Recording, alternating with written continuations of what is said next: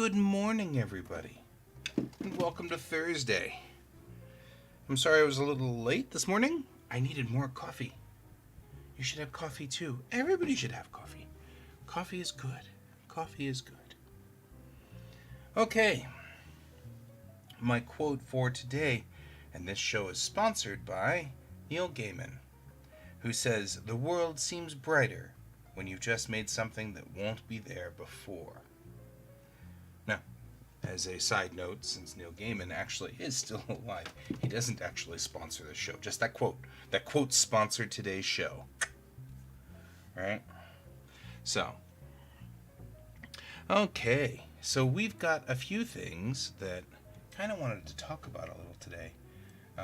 First of all, we've got some work to do, which I have been dinking with Clip Studio.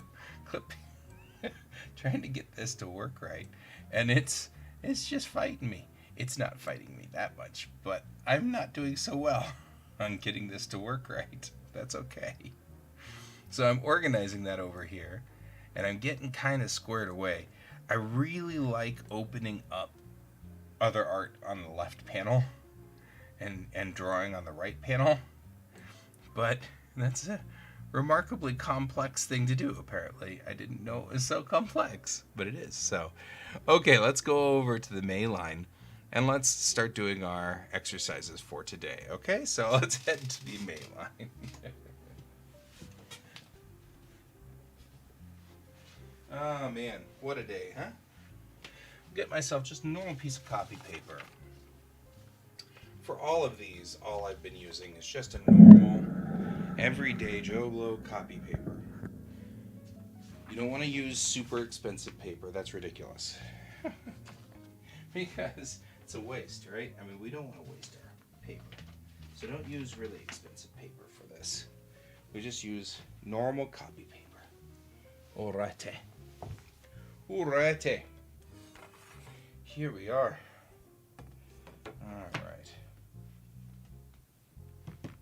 Okay, so I'm going to take my normal pencil and draw a line. And move forward and draw another line. Move down. We'll draw our points in here. And at this point, I'm just trying to... I actually kind of like the idea that maybe these are on a straight edge. You know what I mean? On a straight edge. And then we'll go to the long run. I'll flip I'll square over. I'll draw a line here and one here. There we go. Take my really funky, bizarre French curve, which we all love, and we'll make some really interesting curves here. Have to work on, right? Get ourselves some curves. Today is a good day. Star Trek Lower Decks finished off today. That was cool. Not to say that that's a good thing that Star Trek Lower Decks finished, but it was cool that it finished. Noticing half of my lights are weird colors. Computer, broadcast lights. There we go. That's what it's supposed to be. That's good. Thank you, computer. All right. Once again, we're using a number 4 fine liner. 04 fine liner. 0.4. You can use anything roughly the size and shape of a ballpoint. Just don't use a ballpoint if you can avoid it, right? So it's kind of hard because the camera doesn't really want to focus in on us, but the tip is still relatively fine. Okay? Again, lift your elbow off the table and then draw a line.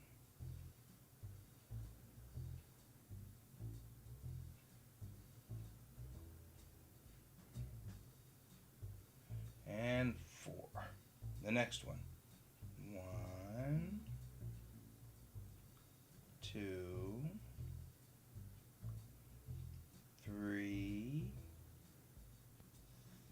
and 4. Go for the long lines. Ready? Here we go. 1, 2, 3, and 4. If you're following at home, this is teaching muscle memory.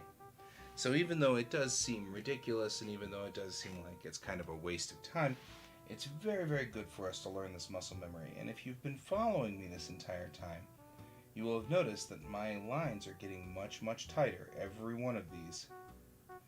3 and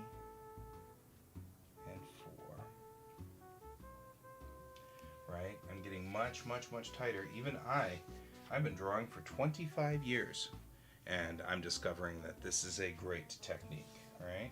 Okay, we're going to go from point A to point B. Point A to point B. Point A to point B. And real quickly we will run through some of these guys here. Oh, I'm still not doing so good on this, am I? Oh no. I'll come around here. There we go. Oh boy. There we go.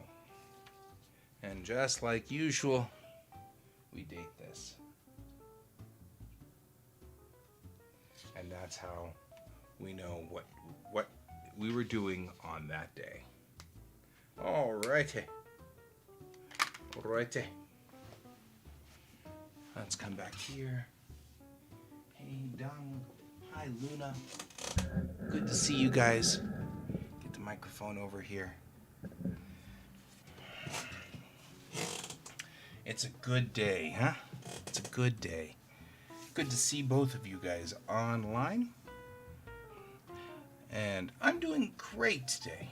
I was actually thinking about something though, and I kind of wanted to have a little like heart-to-heart talk, because I was kind of pondering a little bit of imposter syndrome. I don't know if you guys are familiar with the term imposter syndrome, but it's a condition that affects people who do things like art or anything. Actually, I think it could be in any career, but artists tend to fall for it a lot, which is when they become somewhat successful, they don't really believe that it's real. They believe that they're an imposter, and that at any moment you'll figure us out, right? I have this problem a lot, especially whenever I'm working with the maquettes to make things faster, because to me, that's tracing, right? And even though we've all had this discussion online, and we've talked about it a lot, I still feel very much like I'm not doing art there, I'm just tracing. I have often said that I'm not talented when I draw art, I'm skilled. I've spent 25 years practicing and practicing and practicing, and my first drawings were not so good. I mean, they were not brilliant. And of course, that's fine. I mean, the talent, I feel like, is being a storyteller, being able to tell a story, and effectively communicate that story. That's a talent. And that's your calling? I don't know. Calling, I think, is probably a little rough, but I was thinking about this today because I was pondering the idea that I posted last night for my patrons 2 pages of backstory for Bellatrix Rising. And this is going to be my new thing for the patrons. Not part of the story, not part of the comic, just backstory. It's part of, I'm building so much backstory, I felt like it was kind of a waste that nobody saw it. So I've been putting all this backstory out for the patrons for my Patreon. And because I figure that's not going to hurt the comic. But man, it's all just like stream of consciousness writing, and it's really kind of, I went back through it last night before posting it, and I was like, oh man, not only is this bland writing, but it's kind of, I don't know, rough, right? But here's the thing that really happened. Yesterday, Nancy Hansen, who is the author of the book that I've been illustrating here that you've been watching me illustrate, The Silver Pentacle, she posted on her Facebook that they had sent that piece that we've been working on with the two girls and the guy. They sent that to her for approval, and she was so excited she posted it to her Facebook. And I'm sitting there going, it's not really the world's best picture, for one. I really don't feel like it was that good. I mean, I don't feel like it was bad by any stretch, but well, my lines aren't straight, and I'd like to straighten stuff up, and maybe the texture isn't right, and stuff like that. And it really made me think a lot about imposter syndrome and how us artists have a hard time accepting things like that. And the truth is, I just want to say to all artists out there, we all go through it. Everybody does. And so hang in there, because we'll all make it to the next day. We need to make it to the next day. And everybody has to suffer from this. You look at the screen, you're like, they're not talking about me, are they? There have been moments where I wonder, why are people on my show? That seems so weird. But it's not a slight to you guys at all by any stretch. It's just, I don't think I'm interesting. I don't think I have anything to offer. So it's weird. I've actually been kind of changing to more of a teacher mode because I've been a teacher and I know I'm good at that. And it's fine. Because it seems... But that's all the imposter mode. That's what it is. That's all that imposter mode getting in there into my brain and getting between the little cracks in there and saying, you're not good enough. So, really the truth is, everybody who's out there doing art, just keep doing art. We had that quote a couple of days ago, which I thought was so good. It's from Charles Cooley. And it was yesterday's quote, and it says, "An artist cannot fail. It is a success just to be one." And that's something I think it's important. So, if you guys are out there and you're doing your art, I mean, Luna, I know you're working on your table. I don't know if you're suffering from imposter syndrome, but I don't want to call you out, certainly. But, just keep plugging. We just got to keep plugging. And make every day count. And, some days you just have to eat ice cream and sit in the corner and watch Star Trek. And I get that. I do that. I mean, doesn't everybody? Come on. Star Trek. So, anyway, thought I'd just kind of sit here and kind of talk a little bit about imposter syndrome, because that seems to hit a lot of us. But really the truth is, we're all really important to somebody. We're important to a lot of people. And we have to remember that from day to day. It's kind of hard. Got to keep that in mind. Well, I appreciate that, Donald. It really, really honestly was not a plea for validation. I've just been thinking about it a lot. I enjoy doing the show. I enjoy being with you guys every day. I enjoy chatting every day and seeing where you are in your life, and what you're doing and what's happening. I really enjoy that. So this is reciprocal. It's going both directions. I feel like I've got some buddies that I chat with every morning, and we're all kind of keeping in touch. And in COVID era, that's kind of important because all of us are really kind of staying home and not doing anything. And then you're just keeping me company while I do my work. I got work to do, and you're keeping me company, and that's great.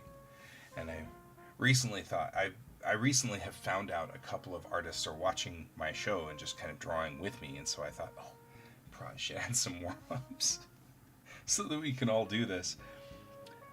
But I just really was thinking everybody suffers from imposter syndrome, and I think we all need to realize that the only real imposters are the ones that are hiding from themselves. And so we've got to be honest to ourselves, and then you're not an imposter anymore. You are just who you are, you know? And so I think that's kind of an important kind of bit. I was just thinking about that this morning. I was thinking, shower thoughts. You're in the shower and you got nothing better to do but wash your hair. So you're like, So you think about things. I think also hot water is conducive to brain operation. I've got zero proof of this. I just like running my head under the water and then my brain starts to warm up and I'm like, oh, I have to do stuff today. So I think that's just a thing. Maybe it's completely anecdotal, and you can now start spreading that wives' tale on the internet. And I told it to you, so there. And off it goes. So anyway, I feel like that's an important thing. So, to thine own self be true. So maybe above all these quotes that I've been saying is Shakespeare, right? Which I guess kind of makes sense. Anyway, Lower Decks today was an awesome episode, and I hope everybody can watch it so that I don't have to sit here and explode, because there's so much to talk about from that Lower Decks episode.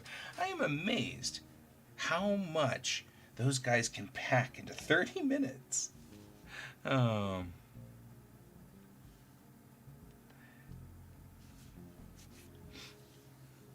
Right? It is. It's very much what Robin Williams is a great example of imposter syndrome.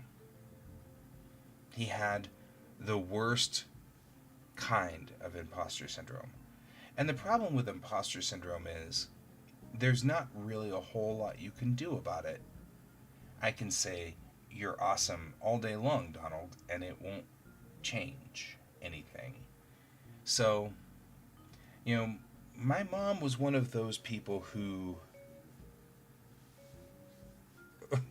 Aw, that's very sweet. I actually was just watching a little thing on Bob Ross and all of his paintings today. And nobody can buy a Bob Ross painting. Did you know that? Oh, that's so sad. But they just never really... And it's like, what? That's the other thing that made me think about this. Bob Ross didn't think his stuff was valuable. But it is, right? His paintings aren't valuable. He was like, why in the world would I be in the Smithsonian? And now he's going to be in the Smithsonian. They actually showed a clip of Bob Ross on his show with Donahue talking to him, because this is, he's from that era. And Donahue's like, don't you think your art would ever be hang in a museum? And Bob Ross is like, why would you hang my art in a museum? Well, okay, maybe it might be in a museum someday, but not the Smithsonian. And sure as the world, his art's about to be hung up in the Smithsonian. As if, to fill that quote. So, it's a thing. I'm glad you join me every day. I really am. I hope you stay with me here. I'm glad you're with me, Luna. I know that you're not saying much, but I hope you stay with me every day, too. Keep ticking. We got one more day. Tomorrow's another day. And I get that some days are worse than others, So, I get that. So, anyway, we'll get back to... We've still got to finish our piece for Geekway Homes. So, we're going to be working on that one today. So, here's where we are today.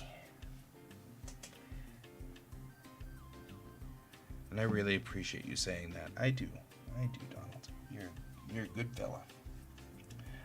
So we have the main here is our ink layer. So we're not ready to ink yet because we still have a couple of pages of just rough. We're in this. This is where we are. This is where we are. Right here. Okay, so I am pretty happy with the layout and design of this. Right, so we're just going to go on ahead and make sure, not in pencil though. Ooh, doggy, this is a pen function. So there's a specific technique about breaking the bubble And this is very much a manga technique, breaking outside of the squares of the frame, which is funny because right? So many people don't understand. And when I say so many people don't understand, it's the lesson that many artists need to learn. And that is that your art has to tell a story. I see a lot of artists who do beautiful pictures, but the ones that make you really stand up and listen are the ones that tell a story. I could draw a picture of a girl, and you'd be like, wow, that's a great picture of a girl. But if the girl is sad and is reading a letter, there's a story, right? And that makes the picture better. I mean, that levels it up. When we say we're storytellers, the idea here is that we tell stories that are humanistic, that we all understand, right? And so I agree, that's the thing. Well, that's too much pinky, right? So when they say a picture is worth 1,000 words, that's what they're saying. But I have seen pictures. There were only 2 words, or maybe 5. You know what I mean? So we still have work to do. There's still a job here. When we look at the hand, it's got a curve to the thumb. And really what I think is happening here is that his thumb needs to be out here like this. Right? Because he's putting the paper forward.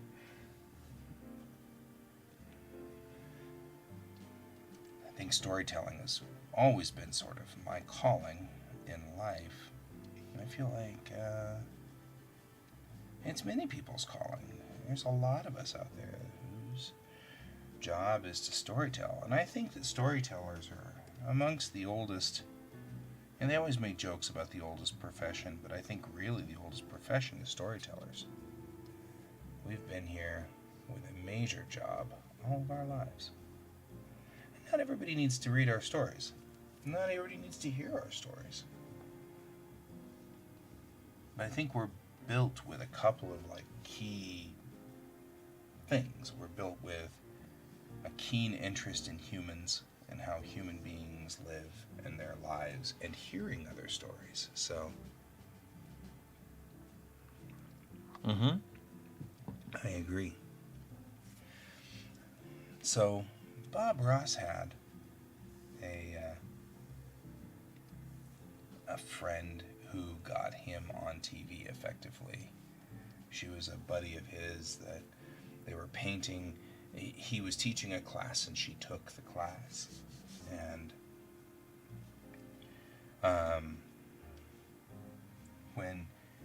they were talking, she's still around. And she's actually part of who curates his stuff. Right? And so I was watching her, and she was saying some interesting things about how Bob Ross never drew people. He wasn't interested in people, she said. Okay.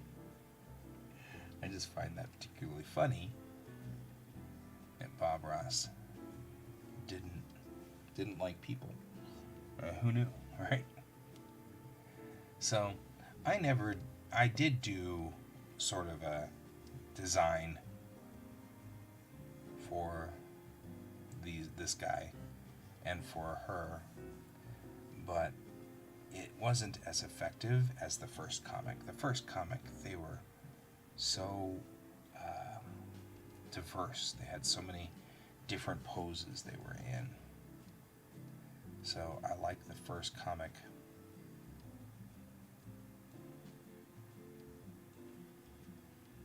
To show that, right?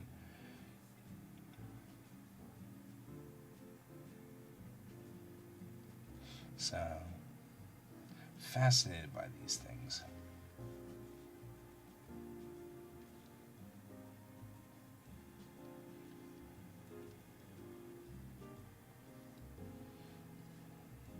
It's one of the reasons, my imposter syndrome is one of the reasons why I have a real difficult time with my Patreon. And I really respect those people who have stayed with me, even though I don't do anything with my Patreon.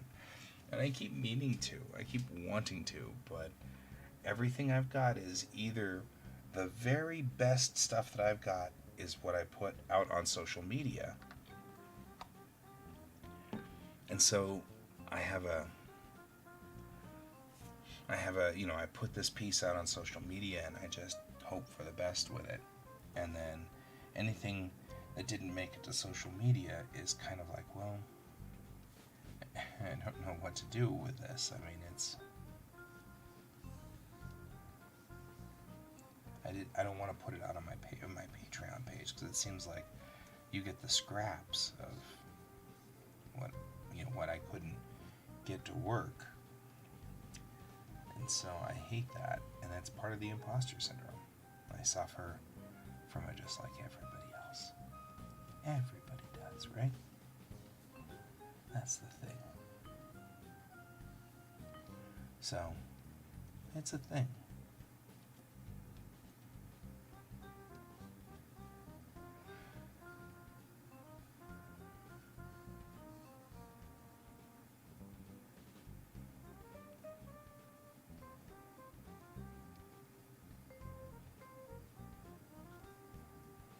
There we go.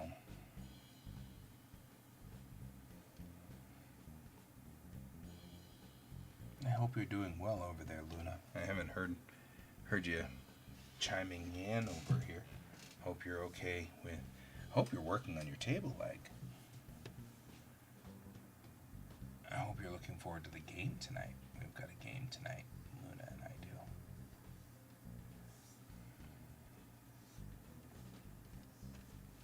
And that's okay, by the way. You don't have to chime in.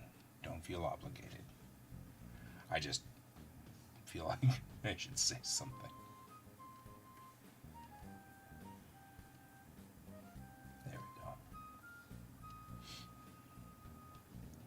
So, there we go. Let's take a look at this. We've got ourselves 4 panels that look solid.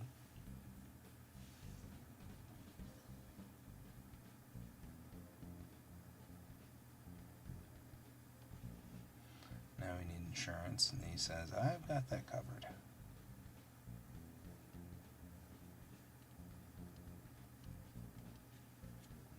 Right? And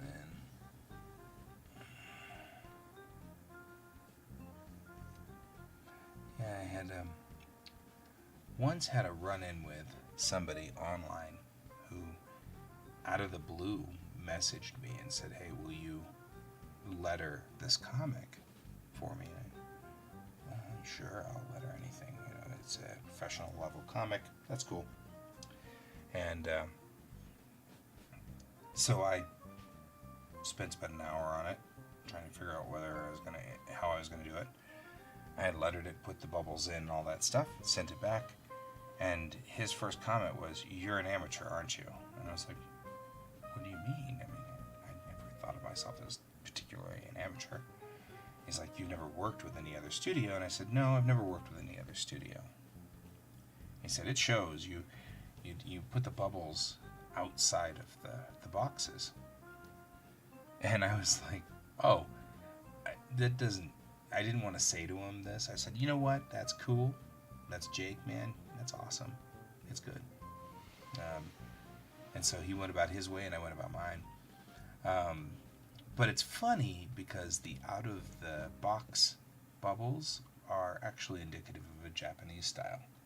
So they're not... A little visitor up there. Huh. I would have thought with this light always being on that's probably not an ideal spot for a spider. But, hey, it's okay. You know what he does? He eats bugs. I'm all about this.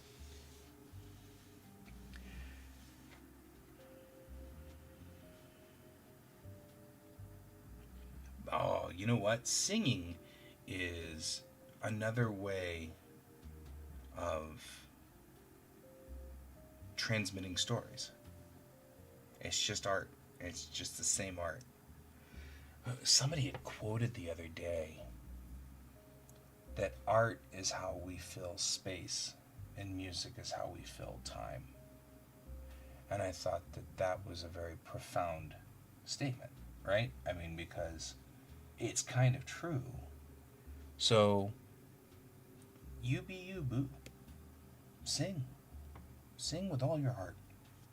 Do what you need to do. That's not wasted time. And also, here's the thing. Here's the other thing. Sometimes we aren't put on this planet to be the Elvis Presley. Sometimes we're put on this planet to make a difference with one person. And so it's plausible that you have already made a difference in one person's life. It's plausible you will still make a difference in somebody else's life. We don't know. I mean, you can believe that that's divine intervention, or you can just believe that that's a function of society. However you want to do it, that's fine.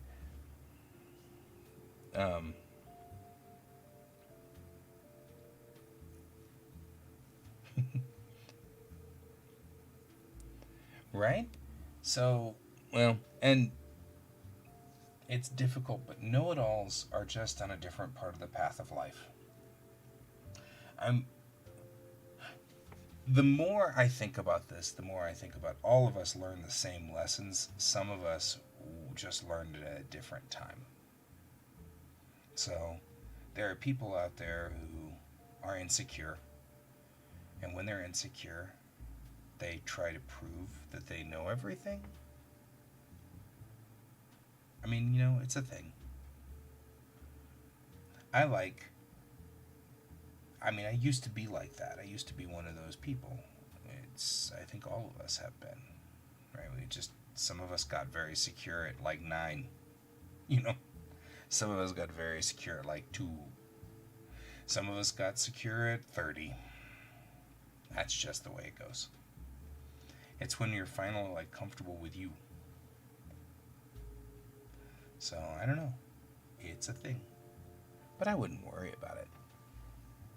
People who are know-it-alls without having any real knowledge, that's just a thing. Then there are people who are know-it-alls with real knowledge, and you don't know how in the world they got that knowledge. Then there are people like me who are know-it-alls about one topic that's completely useless. I know everything about Star Trek. Not a very useful skill. But it's mine, right? It's my skill. I'm good. And it's alright. I meet other Trekkies out there, and then when I meet people who are really into like Firefly or into Star Wars or something like that, I get it. I understand. Because I'm really into Star Trek. I think we're ready to start inking, so I'm going to go in here and get into these lines here. The first thing I really want to do on this main, yes, and we have, so I can't ever tell whether we are just getting older, and just like all of the older generations, the young whippersnappers these days are disrespectful. You know what I mean? Is that the nature of the beast? Being disrespectful and stuff like that? Is it just because we are the older generation and they seem to not have all of the skills? Or do we just forget? And I think a lot of it's just that we forget. We forgot that we were once that way. I often say we were never that young as a joke, because it's true, we were never that young. But we were. We were. We were all that young once. And I think a lot of it also is understanding different cultures. Chelsea and I get along just fine. She is definitely from a generation much younger than me.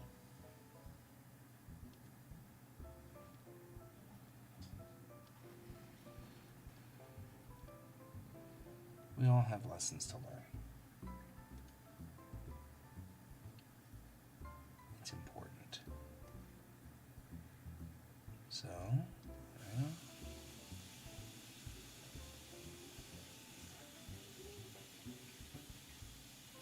some of us learn these lessons later in life, some of them learn lessons early. I've met some remarkably mature young people. I've met some remarkably immature older people. That's the nature of the beast. I think a lot of it is, how secure are you in you? You know?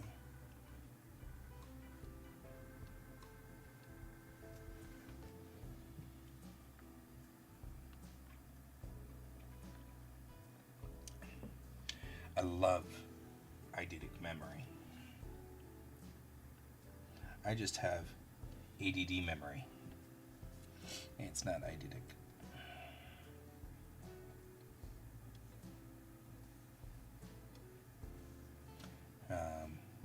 Which, that's okay. But I do think that eidetic memory is so cool. And I find it interesting that a lot of people with eidetic memory and total recall have are Trekkies.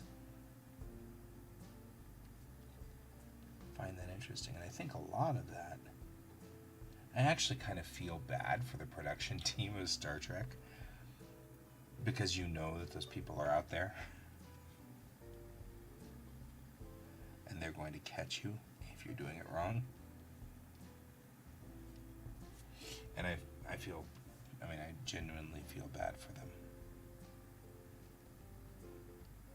because sometimes the Star Trek production team will make a mistake that even those of us without eidetic memory can see.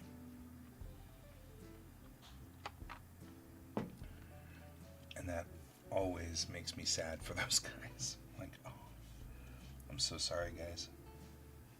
I'm so sorry. So,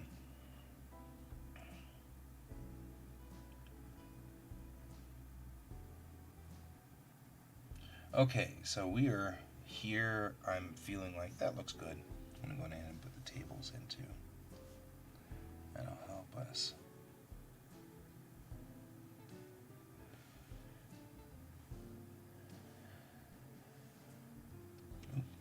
Oops. There we go.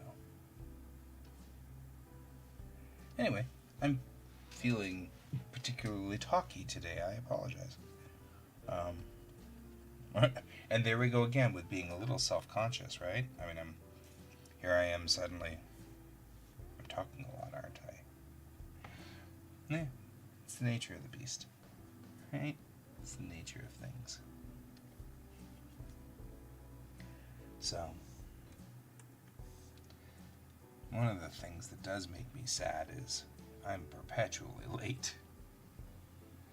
This guy was supposed to be out on Tuesday, and he's out now. And I've got to give Nate props. He does give me a lot of leeway for these things, but yeah, it's still not a good thing that I don't get this thing done on time. And he's wanted us to finish all of them all at once so that he can put them in a book. And of course, because it's in I'll pay you later mode, I have to take it, whenever we've got free time. See, now you're getting all self-conscious, Donald. We can't be self-conscious together. That's just not going to work. Let's just both just accept that we're chatting today. We're going to chat. That's the way it goes with our show. We're going to talk today, and you and I are going to talk, and it'll be fine. Anybody can join us. If you want to join our conversation, just click on in here and say hi, and you can join us. Speak what's on your mind. So let's not all be self-conscious. You and I won't be self-conscious.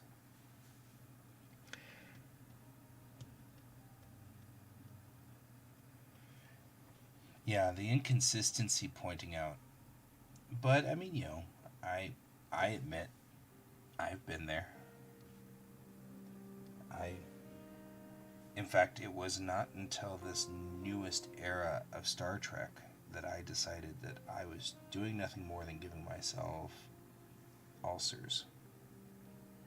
The pen is so thick. I'm going to drop it down a little on its size. There we go. There, that's much better. Yeah, it wasn't until this newest era of Star Trek that I decided I was going to be that Trekkie, you know. And I have enjoyed the newer Star Treks so much more.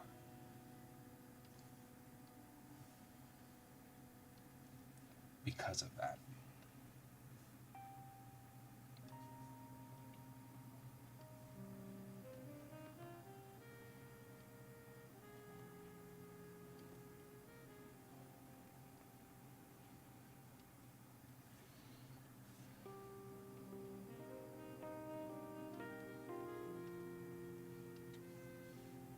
There we go. Make sure that works. It does. Make sure all the locks are connected and everything like that. Everything down here is connected. We're going to bring you down as brush size too. I really want to be able to come in here and do this.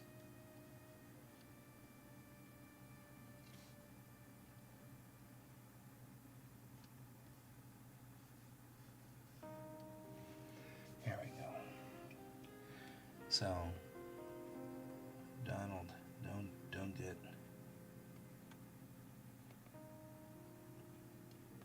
don't get quiet on me now. I was enjoying our discussion. We were having a good job. We were having a good time with our discussion. Felt like there. You said you were an inventor. What do you invent? I love inventions. Inventions are incredible. Tell me a little bit about what you invent.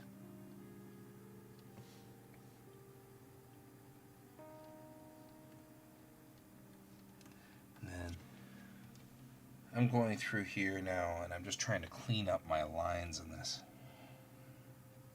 I feel like the line work in my original stuff was really good. Like I've got like his t-shirt, right? And I'm seeing like parts of his t-shirt going doot doot doot doot doot and doot doot doot doot doot, right? So maybe we should put like something like a big number 5 on here. Remember those t-shirts when we were in the 70s especially? The t-shirts all had just random numbers on them. And, you know, all of us were, like me, I wasn't a sports geek. I didn't know anything about the fact that they kind of looked like sports t-shirts. We had sort of a thing going in the 70s where that was a deal. Oh, yeah. My dad has the same affliction. I say affliction because he would keep inventing things and then they'd show up on TV like 2 months later. And so I feel like that's one of those, we've got to kind of get to the point where we can pay people to be inventors. Maybe invention is closer to art than we think it is. I oft think about that. I believe in the Edison Tesla rule. They were constantly competing. And it's like somebody was saying it's very freakish that inventions will all show up at the same time all over the world. And I keep thinking that's not necessarily freakish. It's the nature of the beast. We look at a problem and we invent a way out of the problem, which makes total sense. If you are trying to solve the light bulb issue before a light bulb can be made, then it makes no logical sense, It's kind of weird in that way. So, it's natural that we would, as a team, see a problem and solve it. You can't solve the automobile if all we have, you can't solve a braking problem with the automobile if we don't have automobiles. You can't solve airplane flight if we don't have wings, if we've never done gliding. So I feel like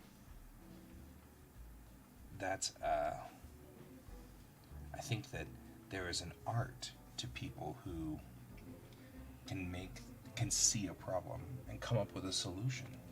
I think that's awesome.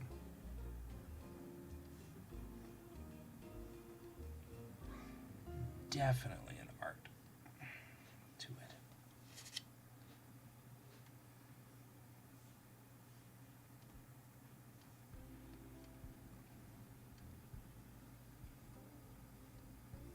There we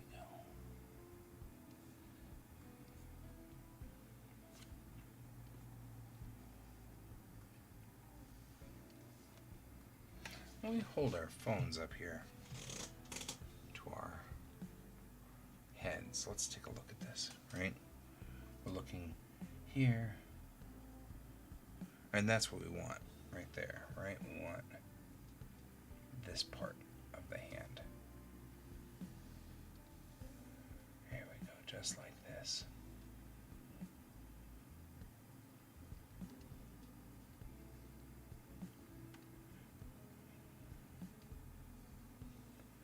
I always think about how interesting a world we live in and how different things are, right?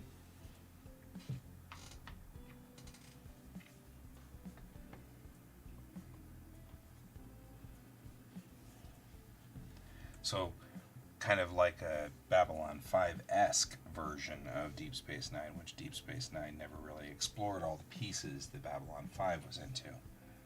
One of my big complaints about Deep Space Nine at the time, I would have loved to have seen your script.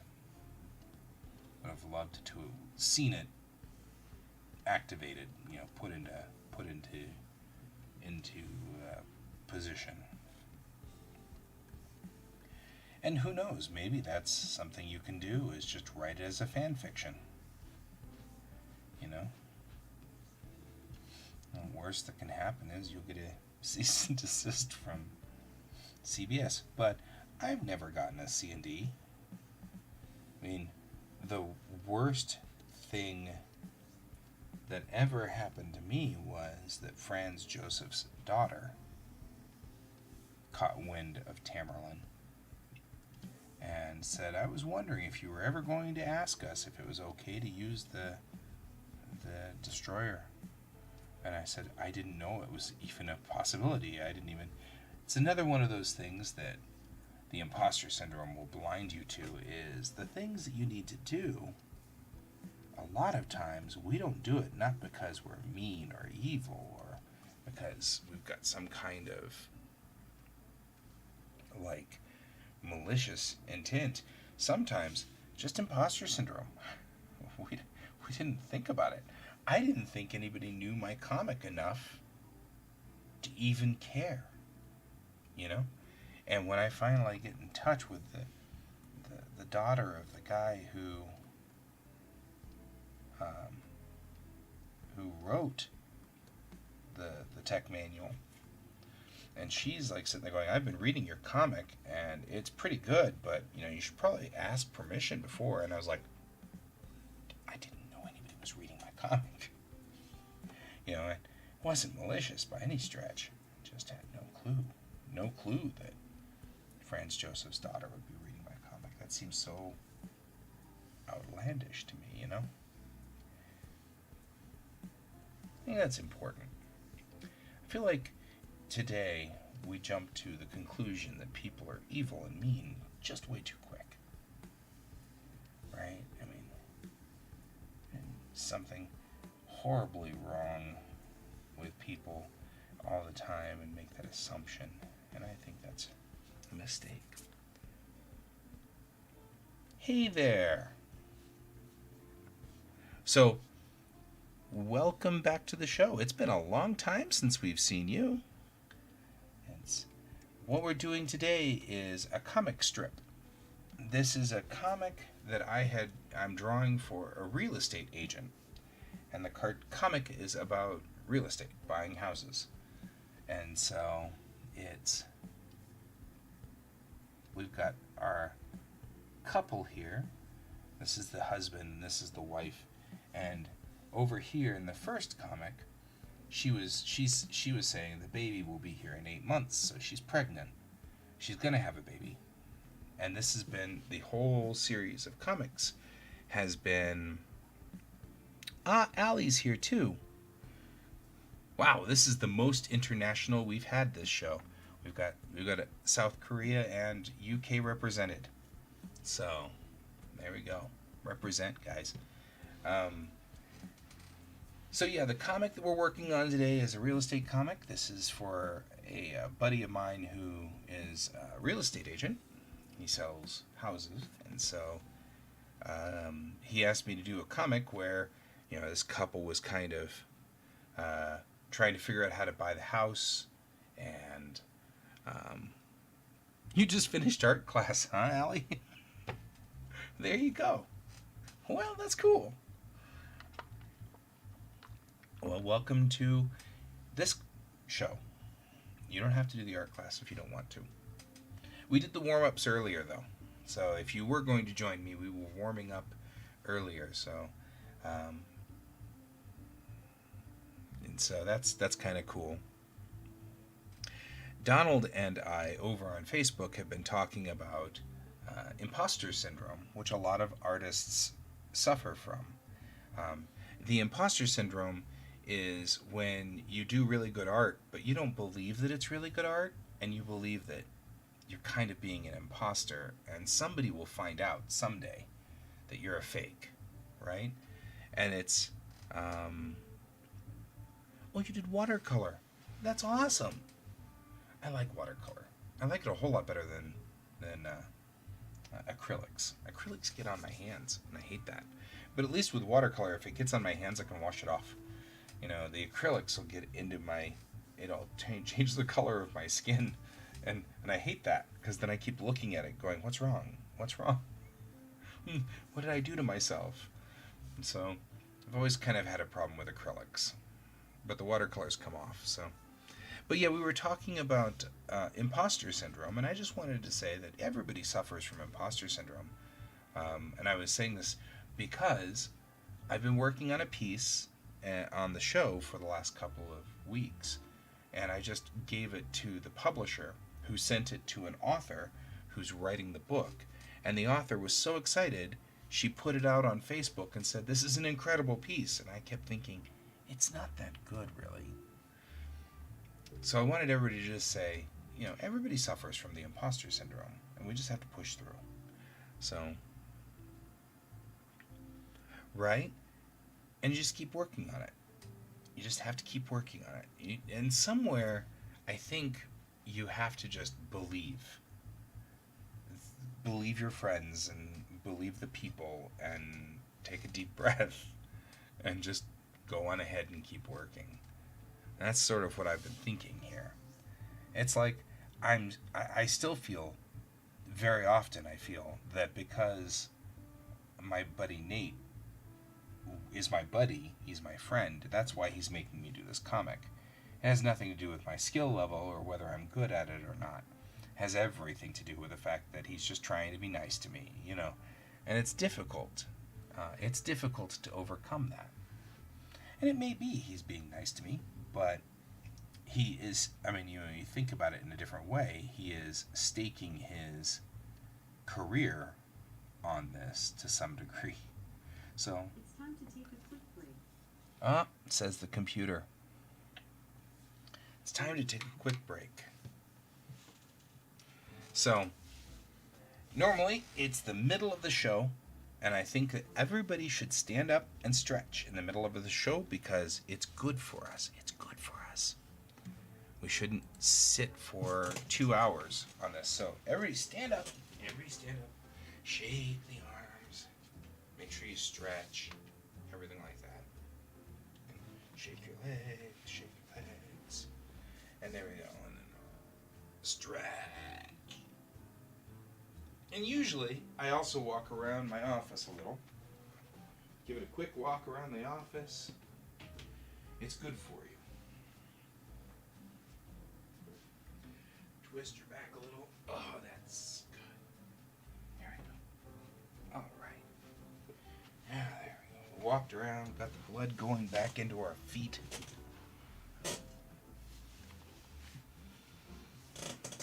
It's been a very long jet lag. Yeah, do the disco. You gotta do disco. So. Well, yeah, but I think you are coming in from Korea. That puts you at. I have Japanese time. So it's 2:01 in Japan. I think that makes it. Does that make it 1 there? 1 in the morning? I think it makes it 1 in the morning. Right? We all need to stretch. It's good for us. And it's good to keep the wrist working correctly and everything.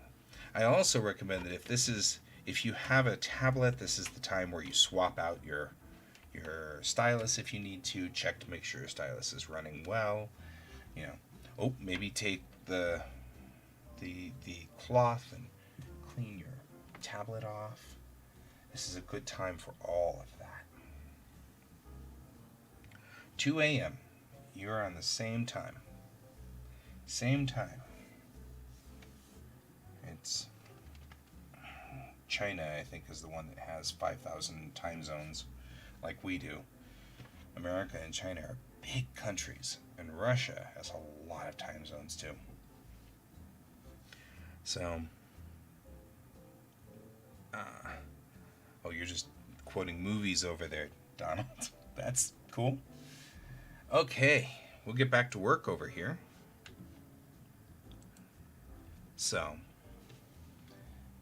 I'm going to get back in here and just kind of come around here and do this.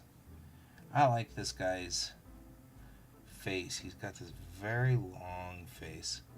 His ears are really low. It reminds me of my grandfather. Every time he got a haircut, somebody would say, "Did you get a haircut?" And he'd say, "No, I got my ears lowered." It was very funny. My grandfather was an interesting fella. So, I think all of our grandfathers are interesting fellows. You know what I mean? Like, you think about it, grandfathers are just interesting people. So, it's a thing. I think we can all agree on that one. There we go. So, just putting in these details here. He's still wearing that number 5 shirt, but I think that's too much. There you go, 5 like this. He's being extremely helpful. Right? He's got 5 going on here. And there we go. Put some arms in, so he's got arms. You don't know your grandpa, huh? Sometimes that's sad. Sometimes might not be a bad thing. It depends on your family dynamics.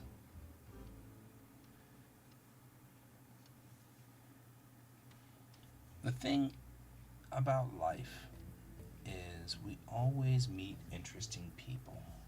Sometimes they're our family. Sometimes we make our own family. We decide where our family is. There's nothing wrong with... Ah, my light has come back on.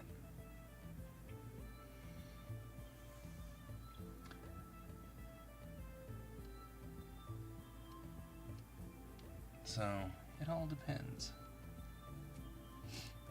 That's okay. Life is life. We go about and do our thing, right? Oh, I forgot to put her face in. She needs a face.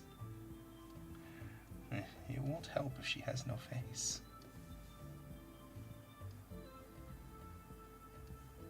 There we go.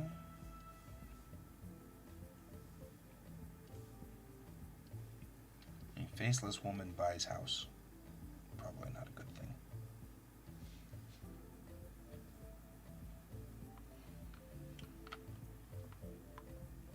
I hear that. And that's true. You know, I was talking on a thread the other day, and they were talking about how we carelessly use some phrasing and things like that. And I was thinking about, I like the kids these days have a term that they use called fam, you know, which I find awesome because it implies family. You know, instead of using guys or dude or anything like that, or saying, you know, he or she, which can be somewhat confusing if you don't know what gender they are. And fam works really well. And I thought about it, I was like, I like fam. And I like fam mostly because I kind of see everybody as my family. You know? Everybody is sort of family, and that's just sort of works really well. Because you choose your family in life. You choose your family. There we go.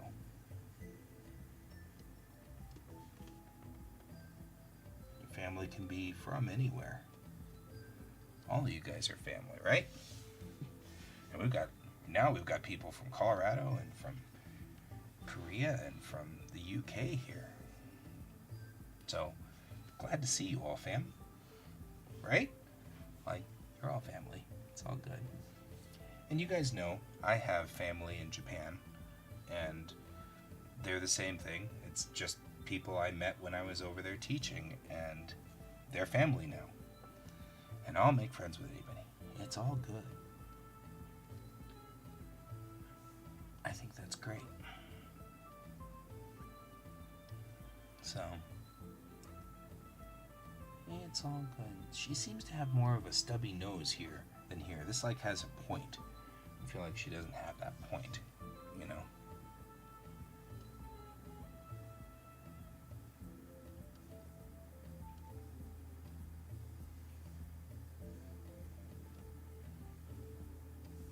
There we go.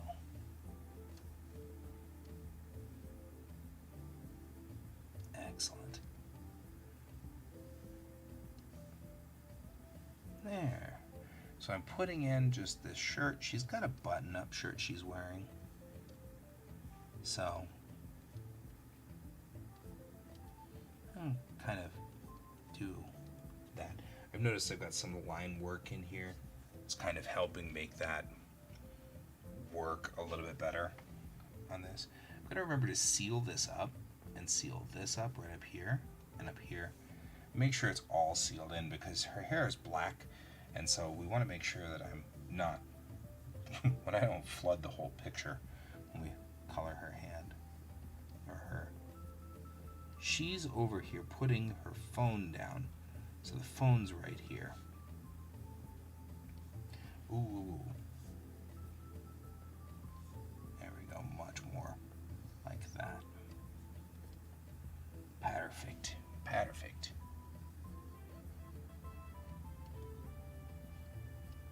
So, you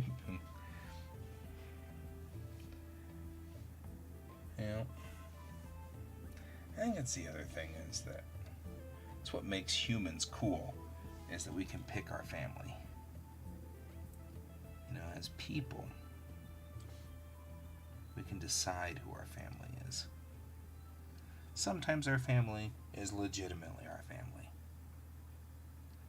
blood related and all, and then sometimes it's not. That's the nature of the beast. And that's what makes us cool, I think.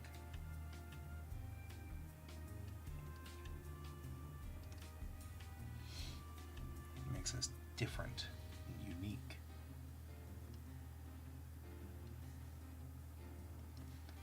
Also can be part of the problem, though, I think, because you can have people who decided the people are not in their family, and they have to get into a war with them. So, all right, we've got 2 frames in. Look at us. We're cooking today. 2 whole panels. 2 panels in.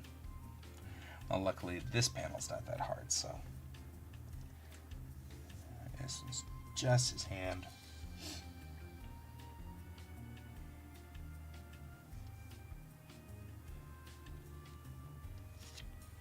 Since we're doing cartoon style, I'm intentionally trying to minimize the details. So I'm making the details as straight up. I mean, like, if I were to be doing a normal style with this, I would have worked a little bit more on details with the hands, especially. But since this is since we're doing this in cartoon style, we kind of have to we have to simplify. That's the point behind cartoon style. Right? 2 panels. Let's throw a party.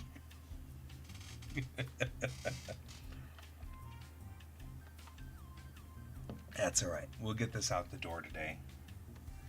Get this to the client. The client will be happy.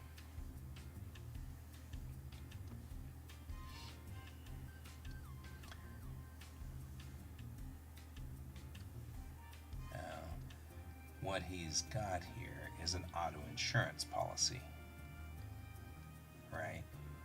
Because what she's saying in the previous panels is they have to have insurance on their house before they can get their house ready, right? Each one of these comics is sort of leading a part or a chapter in my friend's book. And so the jokes relate a little bit to the chapter.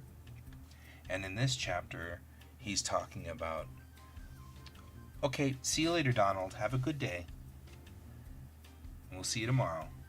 Maybe tomorrow we'll have Pepper on, and that'll be good. But each chapter that he's doing in here is sort of talking about some aspect of buying a house. And so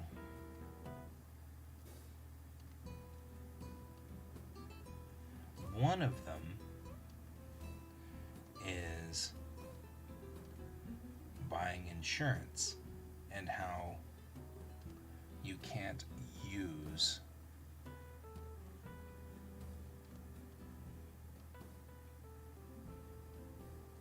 your auto insurance policy for house insurance. So, typical of this poor guy who's trying to be very, very helpful, but he's not. He's just not helpful. And I feel like, whenever I draw these things, I feel like this character here, I feel like she has some experience in buying and selling houses or something, because she seems to understand a lot more about what's happening, and she seems to be less confused than the poor guy is. The poor guy doesn't know anything, and he's trying very hard, and he keeps bringing in cash from like his bed, and it's just so funny. He's just has issues. And I wanted to stay away from tropes with my comic, and I ended up doing a trope anyway. So there's that. I think it's funny that I end up doing that anyway. Alright, let's check that panel. Looks solid. We'll come back in and do some final touch-up work in a second once everything's done. But here's our auto insurance. Right, policy. And we'll go ahead and put him in. I've got kind of a bend going to him now, right? He looks like he's kind of dejected a little bit. Like he feels sort of sad. I think a lot of it probably has to do with the fact that she's like, no, she's all mad at him, right? Because he should have thought of this, but he didn't.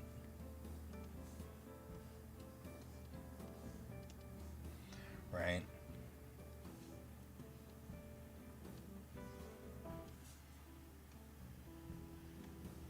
It's funny, Donald and I were talking, and I said, I feel like I'm just rambling today. And I said, but that's imposter syndrome as well, right?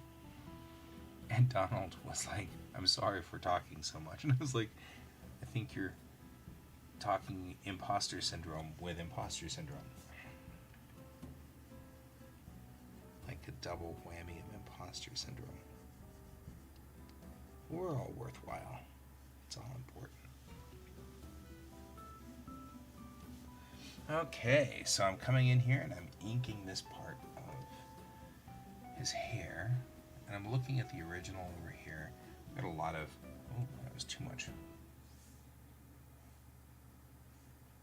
Yeah, that's what I thought. Wiped out the fix I did down here. Here we go. And we'll come up here.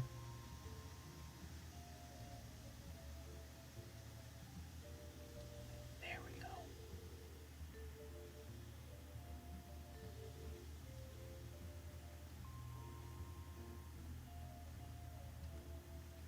Excellent.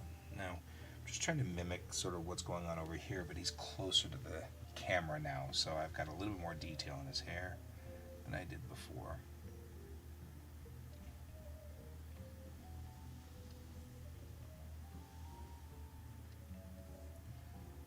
There we go.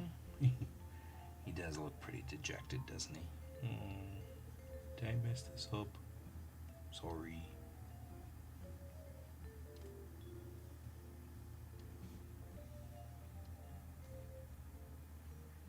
There we go.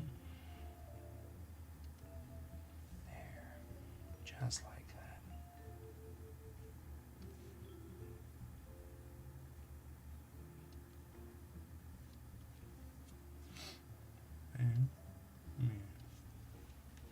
All right.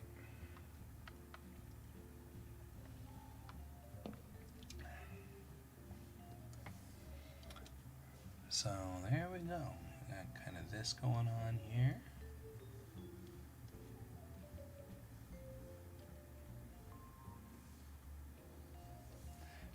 She's doing the exasperated sigh.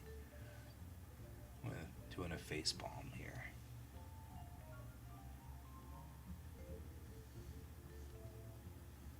Right? Yeah. It's like, oh, my husband is just a goofball, she says. What is his problem?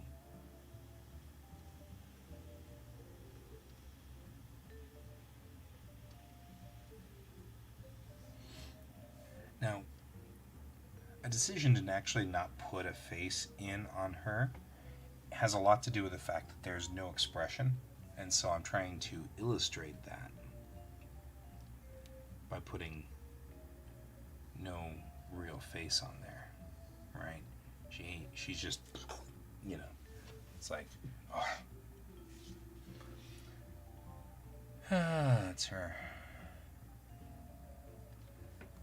Her expression there is one of exasperation. and it's expressed via body language. So we're looking at her entire body language here, and what we've got is her being exasperated.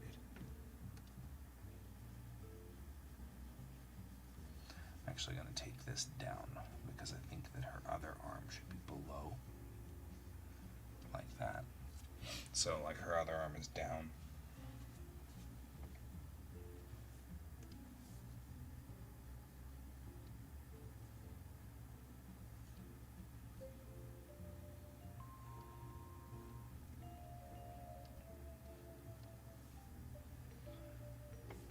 And there we go. So got to remember that she's pregnant, so I'm trying to make sure I at least illustrate a little bit of the baby bump down here, because she's a long ways along in this pregnancy. We've been evolving the story, and this is number 8, so this is 8 months in. She should be due, right? Because it says over here, well, the baby will be here in 8 months. So that's number 1. So 8, she should be right at the end of her pregnancy. She's about to have this baby. So, gotta make sure I put the bump in there.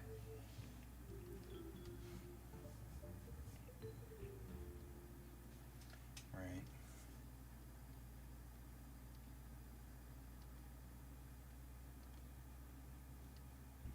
I'm just going ahead and put auto.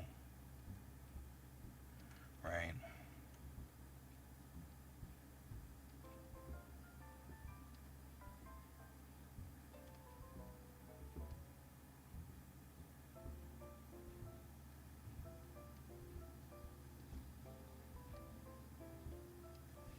There we go, just so it says it, because we don't want it to.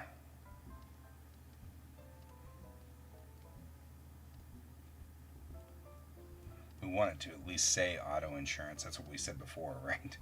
So, there we go.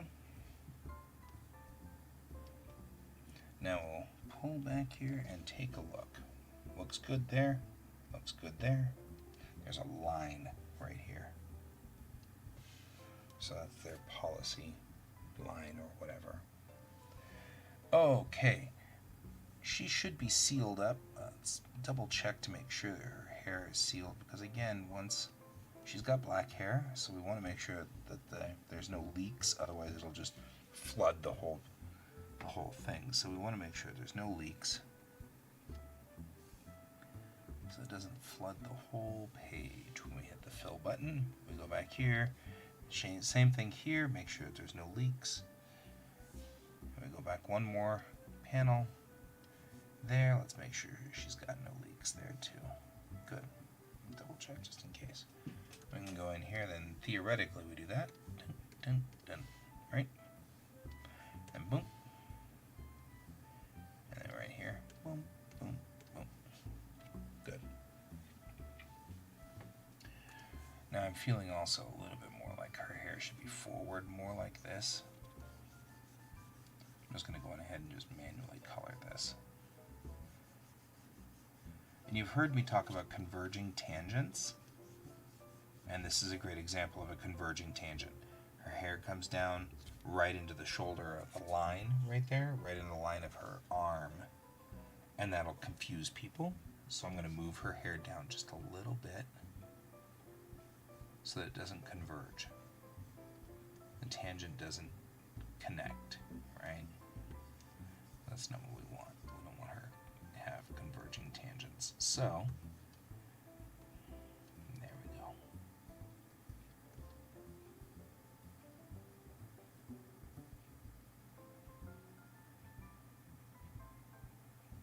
Okay.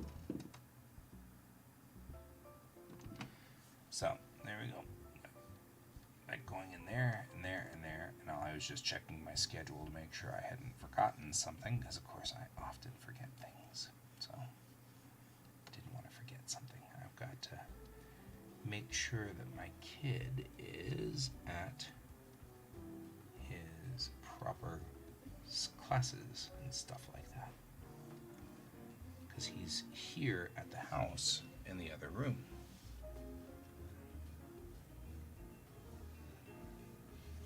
Yep, but this left frame right here is, and that's totally a good observation. This is actually the first comic right here from the first month. So this is the first comic we did. And I'm using it as sort of the guide to tell me how she's supposed to look and how he's supposed to look. So I'm using it as the guide. So this is week or month 1. She got pregnant in December, I guess. And now it's January here. And then here it is in August. And now she doesn't have the flat belly anymore. But thank you for the catch, because sometimes I don't catch those things.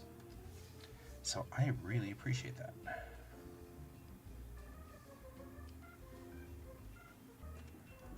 So there we go. We've got here. This looks good. Looks good. And then that looks good. So,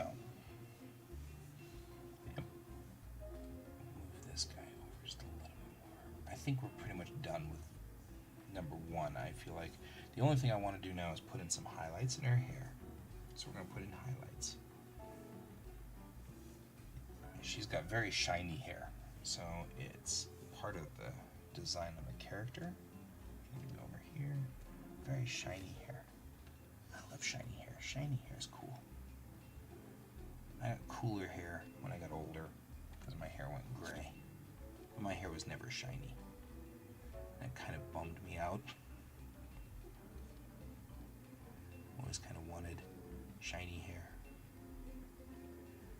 Now that I've got friends who have hair more like this girl's hair, they're like, it's not as fun. And I'm like, well, yeah, but I think we all want what we don't have, right? Like, people who have brown eyes want blue eyes, and people who have blue eyes want brown eyes, and it's just the way of I think it's human nature.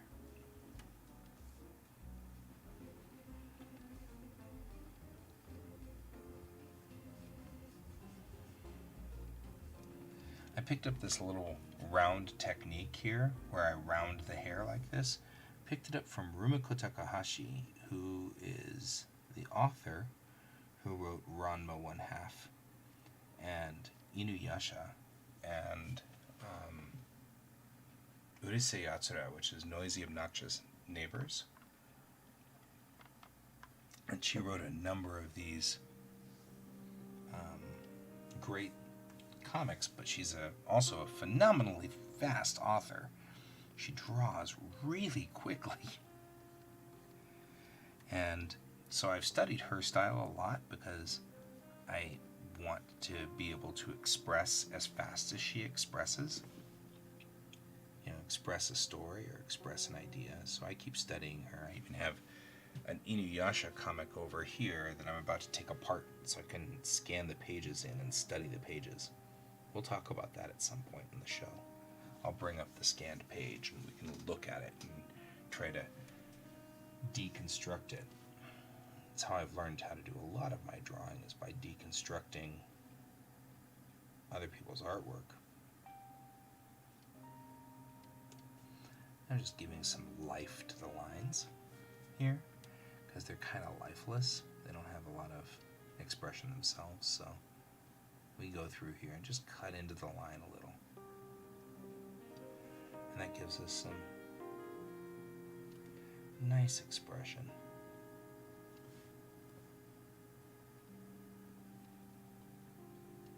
Right?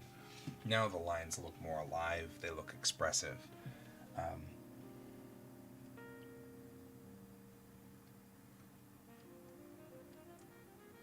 Never been very good at expressing lines in the beginning. I've got a lot of friends who are so good at line expression, and I am not. So I fake it. Alright, I go back through here, and I just cut through some of these lines until they start expressing well. And so this is actually made it look rough. I did not help my cause up here.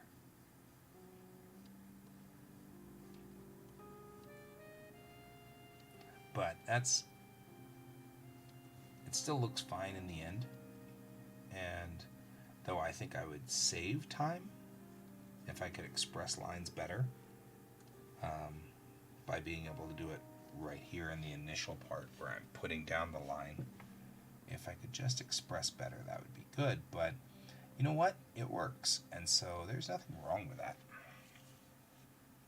Sometimes we just do the best that we can, and that's okay.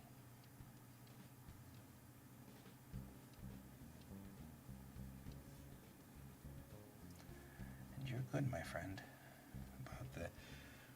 Like I said, rather you guys keep me on my toes. You can check me.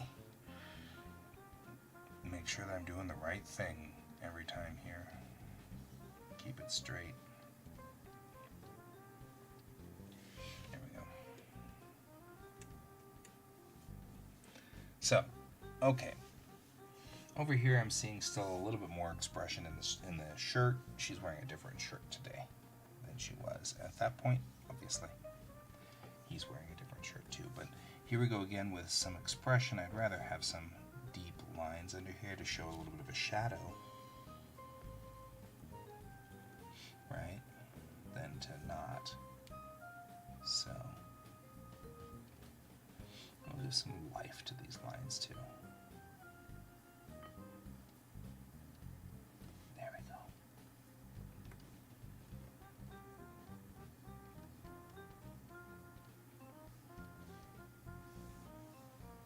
Oh, welcome back, Donald. It's good to have you.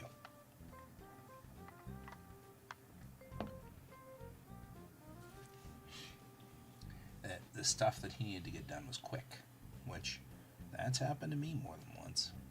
I've got to go, oh no. And then I'll leave, and then I'll come back, and I'll be like, oh, it only took like 5 minutes. I can come back, which is great.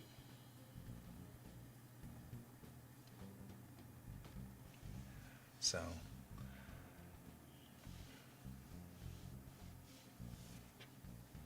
I love the fact that today we've just got so many people on the show from all over the world.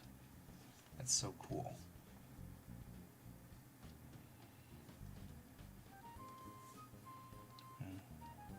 Really weird. There we go. Putting in some line work and just cleaning it up a little, making it not so abrupt. I'm going to make sure that all the connections are made here. Like that connection needs to be made, and I need to do it in pen. There we go. Because I'm going to take and put a background in here, and we've got to make sure we've got the ability to do that. So I'm going to duplicate this layer. I'm actually not going to duplicate. I don't need to duplicate the layer. We'll just add a new layer underneath here, and that will just make white. And then we'll go in here, and we'll take the magic wand tool like that. And it's kind of hard because I got to hit the shift key and then do this with my offhand, which is not as easy as it looks.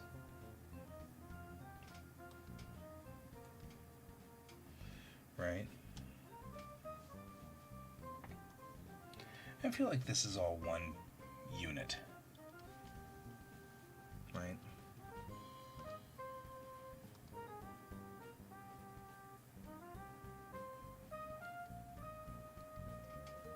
There we go. We're going down here. We hit delete. To double check that, I'll turn off this background layer, and that gives me the checkerboard. So if I've got the checkerboard, we're doing it right. So we're going to go up here again, and we're going to do this. We're going to come down here. Delete. Right.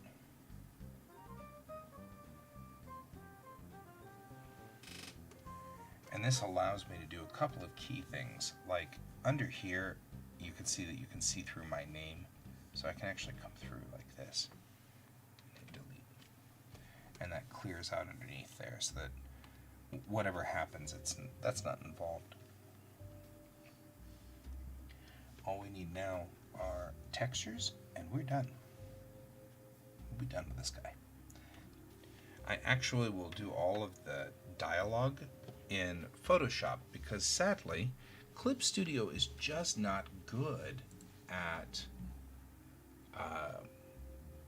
that text, which is kind of a bummer because it allows.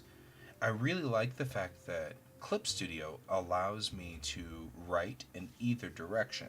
Like I can write, from left to right like English, but I can also write horizontally, so that, or vertically, I guess, vertically, and going the wrong direction, just like Japanese, which is really useful because sometimes I actually do write in Japanese, and so it's useful to be able to do that, and it's kind of sad that that's not the nature of the beast. I can't, because the text tool isn't very solid here. I feel like the text tool is very weak in Clip Studio Paint. So I would rather use I'd rather take it into Photoshop, which we'll do in a bit. I have forgotten where I put, shared resources. I've forgotten where I put my textures. Textures. And let's look at this. So we've got a cheerful panel 1. So we want a cheerful color for panel 1, or a cheerful pattern for panel 1. I like these, like something bubbly or, happy. Something that's a little bit upbeat. So what would be upbeat? Probably not blood splatters. I have some wild patterns in here. And sometimes I'm like, I don't know why I have these patterns. I never use them. So, okay. We're going to pick... let's pick this pattern right here. Open with Clip Studio Paint. So we're opening up the pattern now, which it has to download. So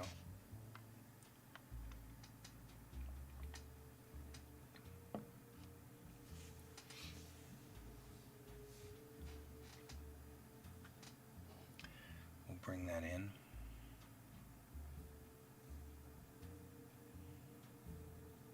Still waiting for it to download. There we go. So we've got some great like random patterns here. I like this pattern. It's like very flowery, right? So we're going to take this pattern here. I'm going to copy. We'll come over here and we'll say paste, right? And we'll put this underneath this panel right here. And we're going to have, she's very happy and the flowers are behind her and everything's great. This is how you use deleter zipatones in your I would cancel. What other things? I mean, I could use this little flowery pattern too. I could use this pattern as they're talking to each other. I love this. All on one page. Alright. Do the same thing here.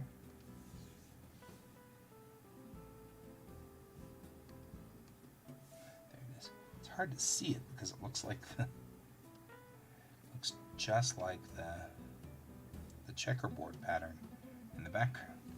It's very hard to see it. We'll fix that in a second. Right? Totally the best inventions, copy and paste. It's like so cool. Well, and this is something that when I was in Japan, I would go to Joyful Honda, which is an art store, and I just pick up these deleters screens and I'd take them home and I'd scan them. And this was back in like 2006 or 2007. And so it turned out to be like a staple of what I do. And I'm actually looking to go back to Japan just so I can buy more deleter screens. Because I love the deleter screens, right? These are the best. I'm just going to raid Joyful Honda while I'm there. All my friends are like, but aren't you visiting us? And I'm like, well, yeah, but I'm really visiting Joyful Honda, to be fair. You know, it's not true, but it's kind of one of those things. There we go.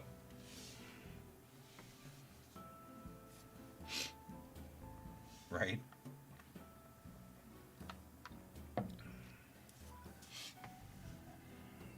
One of those weird things. I have a buddy who's teaching over in Korea now, and I'm like trying to see if, well, there's a lot of manhwa and Korean comics that are so cool, and I see such great patterns coming out of them too, and I'm like, I wonder if I went to Korea, could I pick up some of these? That'd be fun.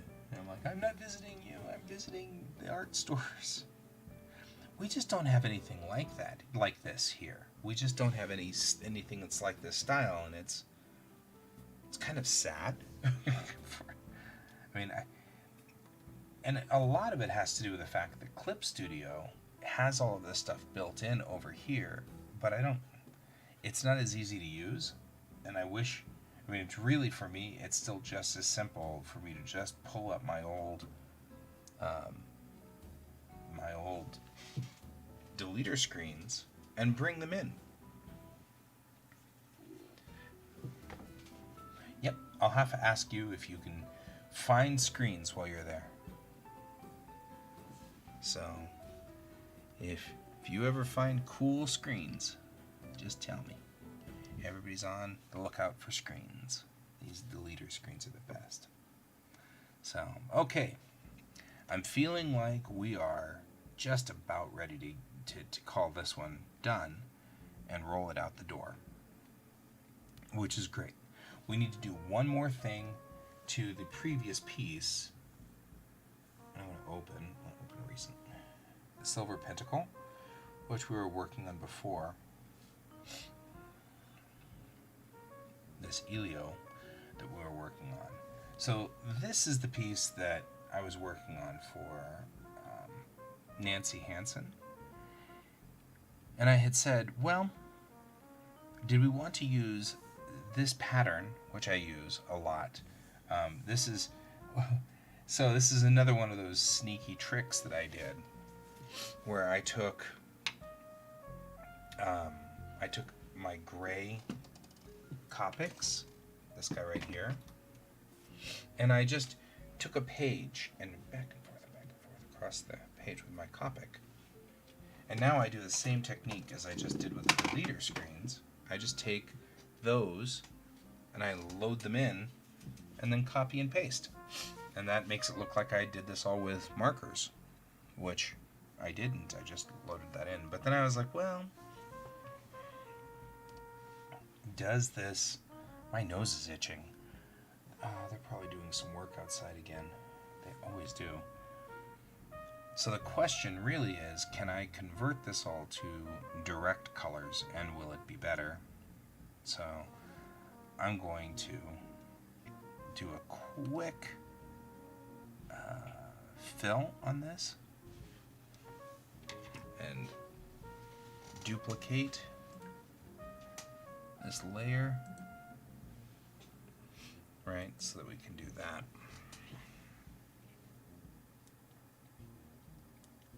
Done it again. There we go. So we'll go in here, and what we're going to do is just on this layer, we're going to fill these things in with the colors that they are. Right? And I know this is looking really weird, but hang in there, and I'll show you what it'll look like when we're done.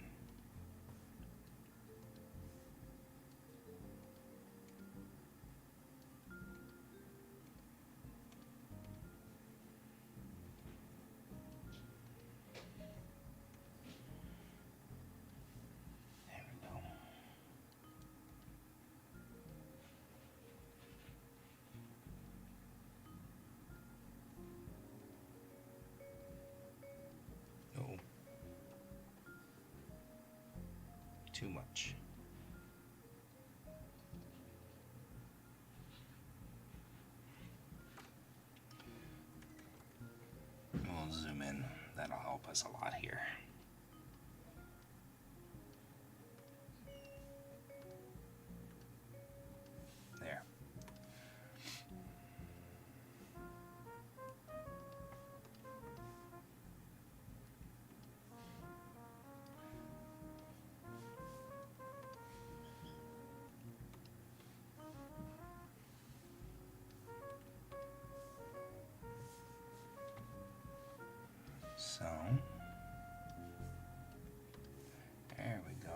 putting in all the pieces on this.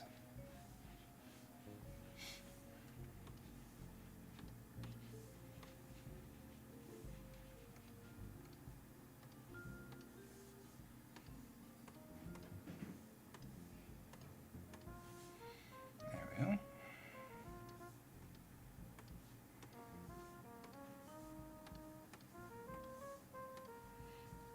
So I had said something to the effect of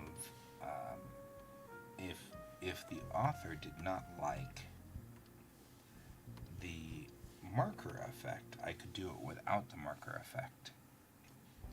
And the art designer said, I don't know, maybe it'll work, maybe it won't, I don't know. So he said, can you give me an example of what it would look like?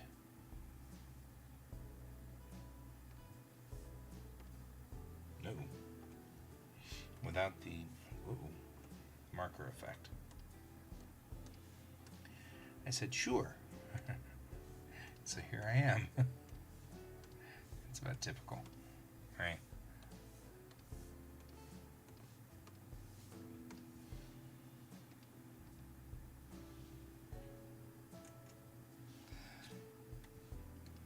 Taking off the marker effect there.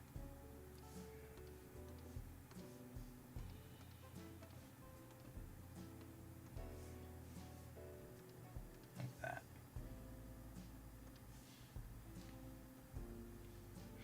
There.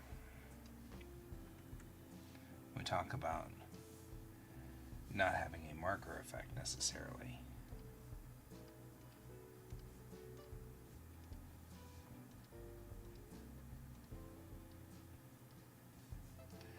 And this is just so he can take a look at it without the marker effect. Is this something he really wants? Client, always sort of, you have to kind of think about what does the client want? You know, do they want? I'm just going to go through here and do this.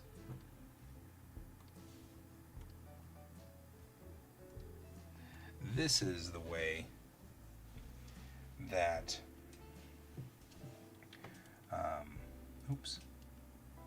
this is the way that we've been doing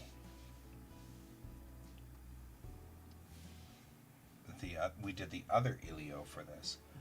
This doesn't need to be open anymore. Right, this is the way we were doing the other ilio. And so when we do the illustration, I want to unify them so that they're kind of the same critter. And so we're going to go through here real quick and do the highlight that's right here because we really, undo. Now we'll do that. Alright, we'll come in here and do this.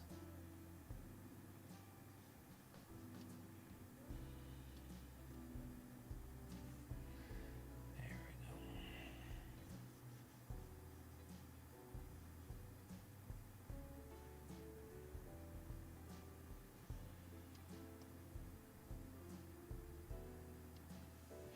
There. I'm just putting some highlights in so that, like her vest, because we've got this light right here. So we got a light source that we have to reference. And it probably will be across her cheek too, right on her jawbone. And watch the anatomy.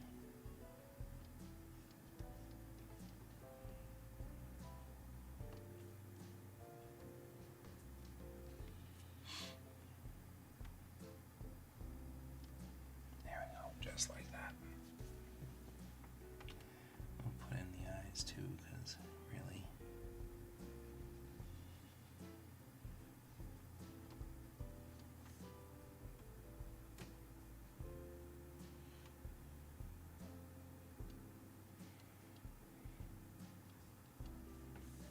There we go, just like that. Just like that. Excellent.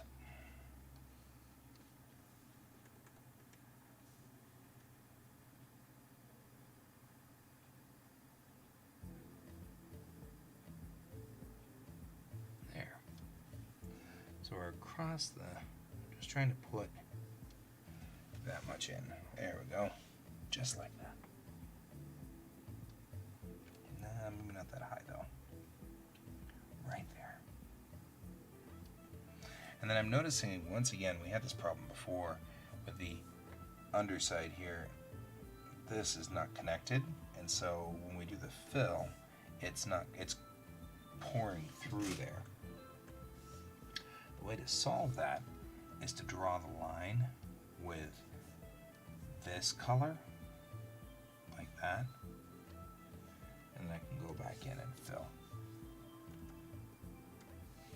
That's important because we really do want her vest to not be in a weird way there. You can also remember that that's her hand. So, there we go. Okay, I think everybody... No, I feel like this needs to be black and that needs to be black. There we go. Everything got colored in correctly except for these guys, which...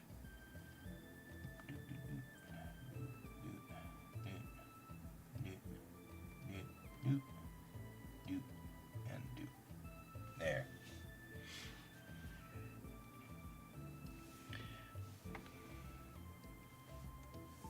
There we go. Better. All right. So now this piece is flattened in flattened colors and without the ink. So I'm going to save this as a different version. We're going to do Elio 5A and save it.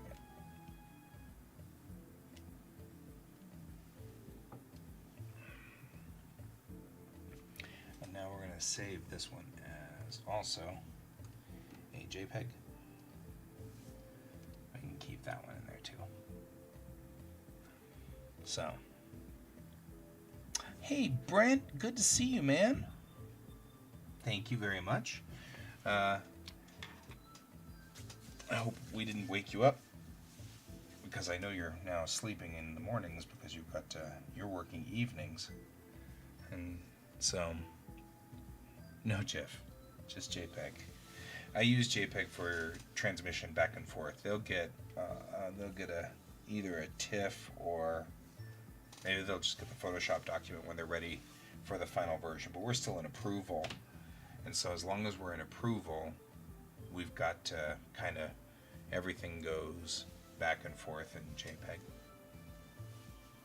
So, wow, this is like super crowded Twitch room. This is awesome.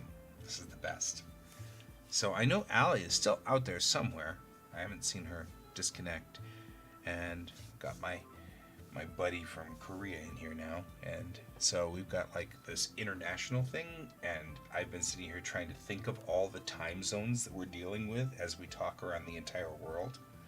And in a way, I am truly amazed by modern technology. As a kid who grew up in the 80s, it was long distance to call my dad, and he was only a couple of states away, and that was so expensive. And here I am with all of you guys on here, and you're from different parts of the world, literally like 3 points in the globe. You know what I mean? We've got one person in the evening, one of us in the morning, and one of us in the middle of the night. And I think that's just so cool. Modern technology is amazing. So, and then we've got you, Brent, who is effectively on Korean time because you're flipped over. It's the middle of the night for you, theoretically. And I know you're good because I know you've got a kid and you've got to make sure she gets to school and gets all of that stuff going. And I understand.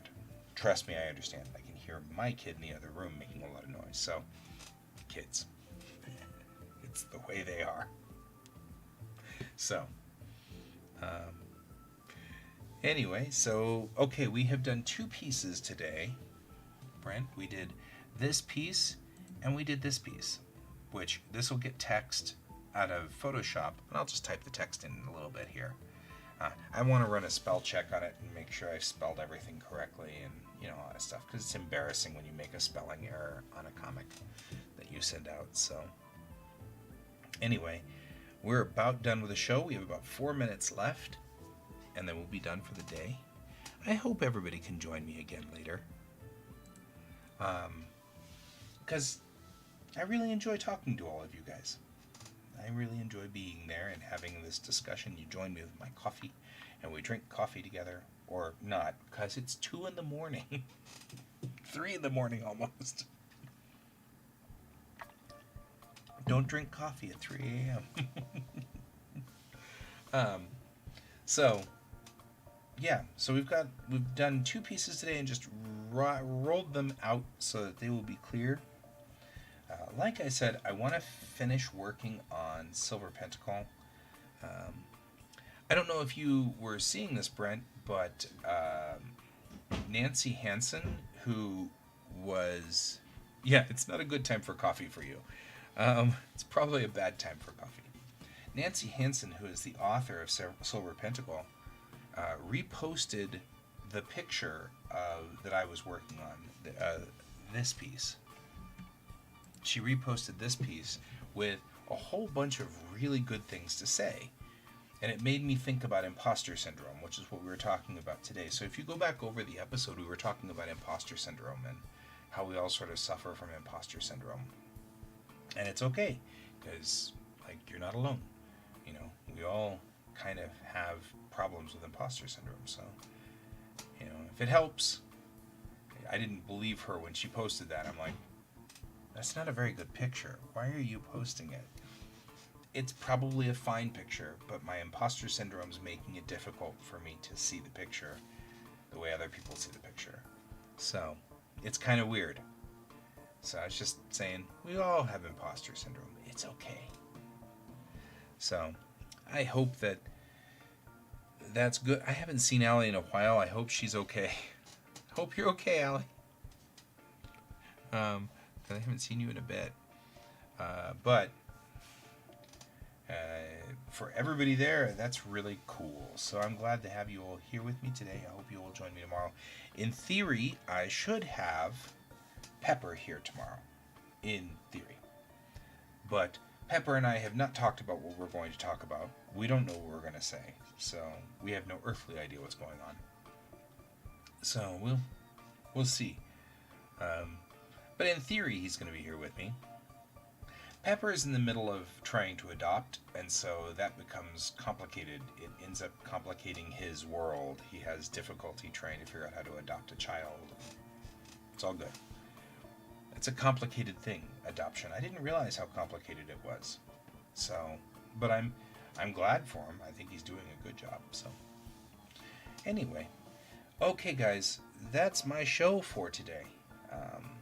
Brent, if you join me tonight, Geek Tank will be doing Star Trek, and I know Luna was on here at one point, but she's not here right now.